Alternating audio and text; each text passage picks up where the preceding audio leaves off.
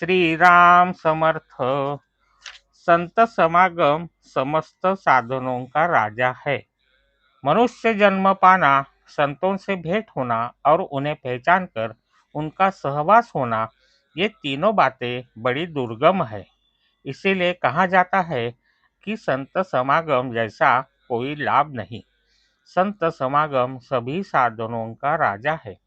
हमारी कुछ मांगने की इच्छा ही संत मिटा देते हैं। तब पाने को क्या रह जाता है।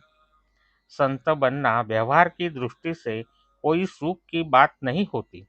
कभी कभी स्नान संध्याशील मनुष्य तेजस्वी दिखाई देता है, क्योंकि वह देह को सत्य मानता है और सत्य मानकर कर्म करता है, इसीलिए वह तेजस्वी दिखाई देता है।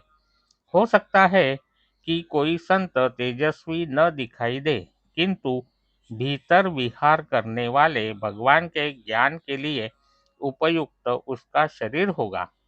देह के आधार से भोगने के इस संसार में जो सुख है, उनके साधन संतों की अपेक्षा हमारे जैसे गृहस्थ अधिक जानते हैं। किंतु जो देह से परे है, जो स्थायी है, जो देह को भूलकर और भगवान स्मरण कर प्राप्त किया जाता है, वह भगवत प्राप्ति का सुख है। उसे प्राप्त करने के उपाय या मार्ग जानने के लिए हमें सत्पुरुषों के पास जाना चाहिए। संतों की संगति का परिणाम यह होता है कि हम जाते हैं विषय तृप्ति के लिए और लौटते हैं निर्विषय होकर। जिससे मिलकर निर्विषय का भाव दृढ़ होता है, वही सत्य संत होता है। इतना ही नहीं, वह प्रत्यक्ष भगवान होता है।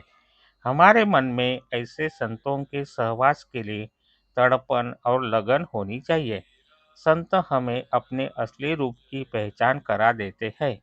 सत्पुरुषों के द्वारा जो मार्ग दिखाया गया है, उस मार्ग से जाना और तदनुसार काया, वाणी और मन से काम करना पौरुष ही है।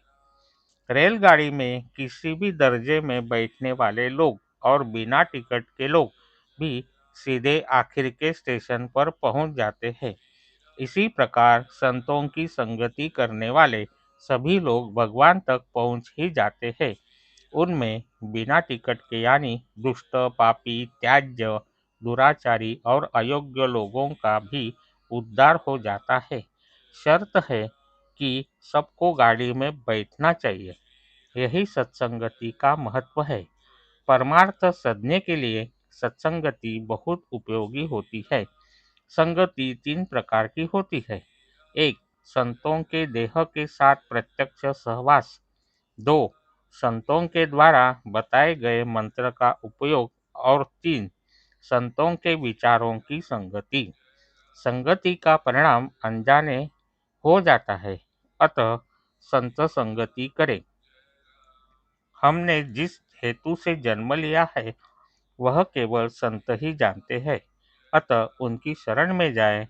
संत स्वयं संतोष प्राप्त कर औरों को भी देते हैं। उन उनके हम पर कितने बड़े उपकार है। आज का बोध वचन। संतों को जो संतोष होता है, वह हमें मिल गया तो समझना संतों का अनुभव हमें प्राप्त हुआ। जय श्री राम। जानकी जीवन स्मरण। जय जय राम।